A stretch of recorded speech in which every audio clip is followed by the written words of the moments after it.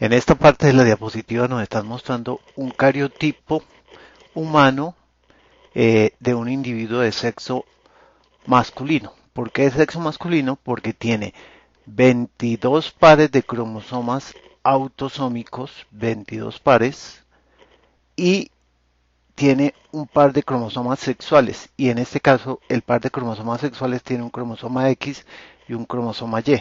Si fuera de sexo femenino tendría dos cromosomas X.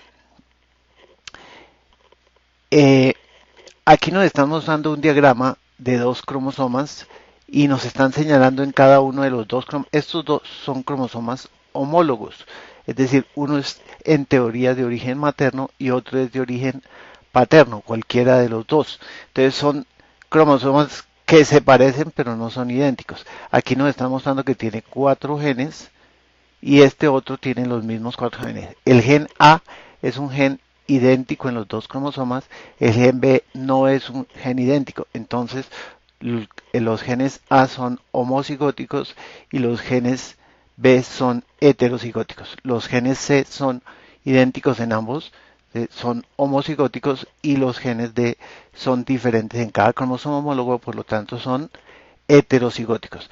Los genes están representados en una letra itálica y las proteínas codificadas por estos genes están representados con letras normales. El alelo es el sitio de un cromosoma donde está ubicado un determinado gen. En este caso estamos hablando de genes que codifican para proteínas. Aquí tenemos una representación eh, del uracilo y de la timina.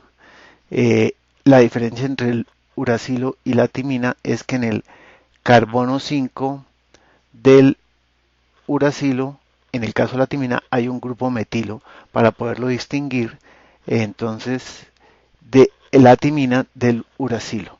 Nosotros vemos que así como la timina forma puentes de hidrógeno con la adenina bajo el principio de Watson y Crick, el uracilo se comporta exactamente igual que la timina, formando exactamente los mismos puentes de hidrógeno con la adenina.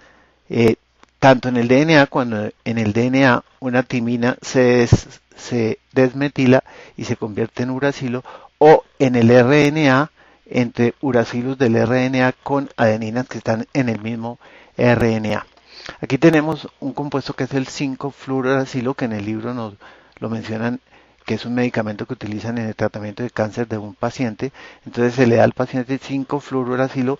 Dentro del paciente el 5-fluorouracilo por las enzimas del metabolismo es convertido en fluoro desoxi UMP.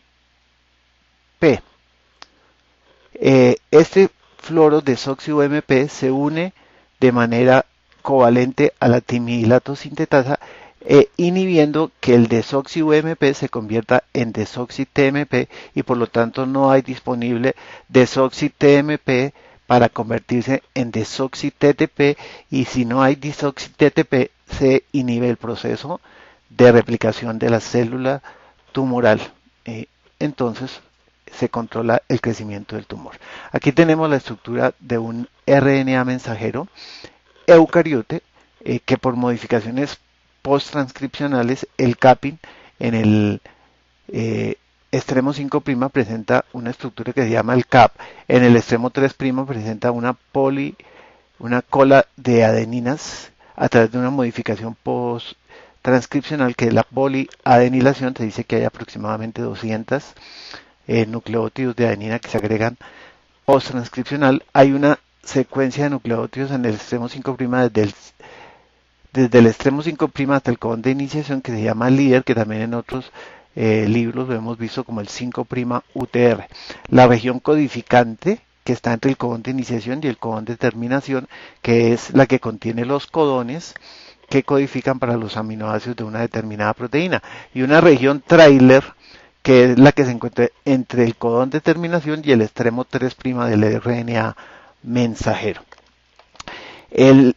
Con relación a los RNAs ribosomales, entonces, en el caso de los procariotes, los RNA ribosomales son el RNA ribosomal 5S y el 23S, que junto con 34 proteínas forma la subunidad grande del ribosoma, y está el RNA ribosomal 16S que junto con 21 proteínas forma la subunidad pequeña del ribosoma.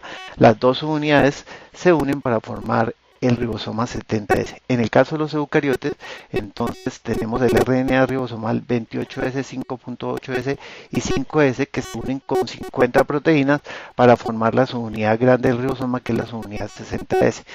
El RNA ribosomal eucariote 18S se une con 33 proteínas para formar la subunidad pequeña de los ribosomas. La subunidad pequeña 40S se une con la subunidad grande 60S para formar los ribosomas 80S. En el libro nos mencionan que existen los RNA de transferencia que contienen 3 nucleótidos en un asa, que es el asa del anticodón. También contiene otras asas. Esos 3 nucleótidos del asa del anticodón forman puentes de hidrógeno con 3 nucleótidos que son los codones, que están en el RNA mensajero. Entonces los codones interactúan a través de puentes de hidrógeno con los anticodones en los RNA de transferencia. En esta parte de la diapositiva nos muestran de manera supremamente superficial y general lo que sería el ciclo de un retrovirus. Entonces un retrovirus es un virus que contiene 2 moléculas de RNA.